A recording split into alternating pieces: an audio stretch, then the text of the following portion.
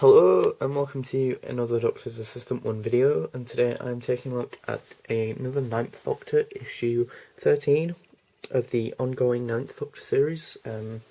You've got 13 there as well on the TARDIS barcode Titan Comics. I'll be honest, I'm not a big fan of this cover.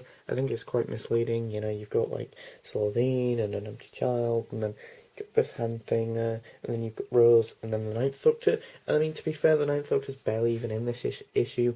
I think the cover really should have had Captain Jack on it, but what do I know? Then there's an advertisement-y thing here on the back, another advertisement-y thing, I think of Torchwood, which, if you remember my Torchwood-y series-y stuff, yeah, I did not like the Torchwood comic books. They were very naff, in my opinion anyway, but the variant covers, which also still don't feature Captain Jack, which is still very odd, considering it's a very Captain Jack-heavy story. Subscription, I'll subscribe today, digital stuff, options, more advertisements for stuff, variant covers of, I think, next week's, or next month's, should I say, sorry, even, June. What's out by Titan Comics as well, all this stuff by Titan Comics. The story title, Secret Agent Man, the writer, artist, colorist, letterist, and so on. Yeah, that's another thing, they don't have the title on the front cover, which is weird because the last two issues did, which I quite liked that, actually. And that, however, they do have that ninth hashtag, like, or the little thingy with 13 there, and that, but as I say, it would have been nice to have the title somewhere on the front of the cover, and then have, like, say, part 1, because they usually split it into 2 parts, or a bit longer maybe.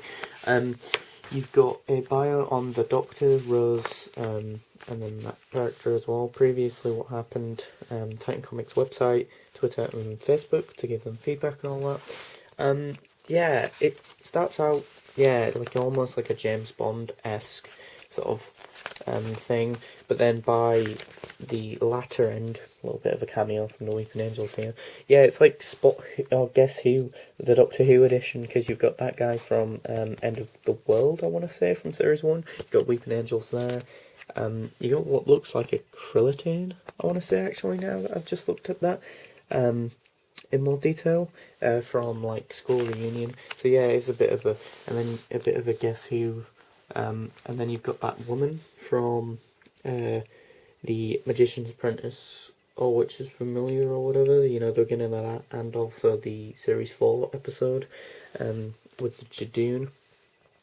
Then you've got that guy as well, you know, it's very, I do like this panel, mainly. It's sort of spread across 2 pages, which I really like. I like it when they do that sometimes.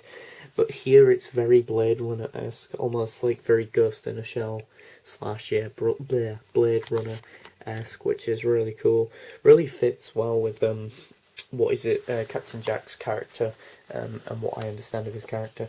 It sort of leads up to, yeah, whereabouts he was before Empty Child Doctor Dances, or goes from what happened before that to about that, but then sort of just randomly says, oh look, these are the adventures of the Doctor, and then says, okay, well, after what happened a while ago and a few issues ago, I think there was a bit that I thought was a bit random, but then has now actually got something out of it, which is that Captain Jack, spoiler alert, but in that issue, sees the fact that this guy hadn't actually died, but at the time I had no idea who he was, so I was just like, okay, that's very random, but spoiler alert, but the guy is a target that he has to kill, but then he later on finds out that the reason why he had to kill him was because that guy was going to give out, like, free time, or free, like, time travel, like, the ability to time travel for free, sort of, and essentially,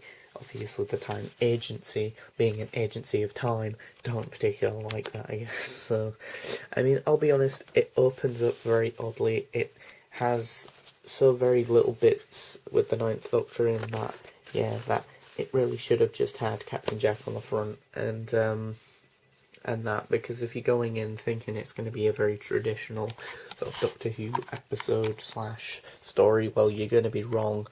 and that because again it's very, sorry for the handshaking though, or wobbly camera, but it's very, yeah, Captain Jack heavy, which isn't a bad thing, but I think if you go in knowing that, then you'll be fine with this issue, but if, much like myself, you kind of went in expecting the Ninth Doctor, then you're going to kind of be disappointed.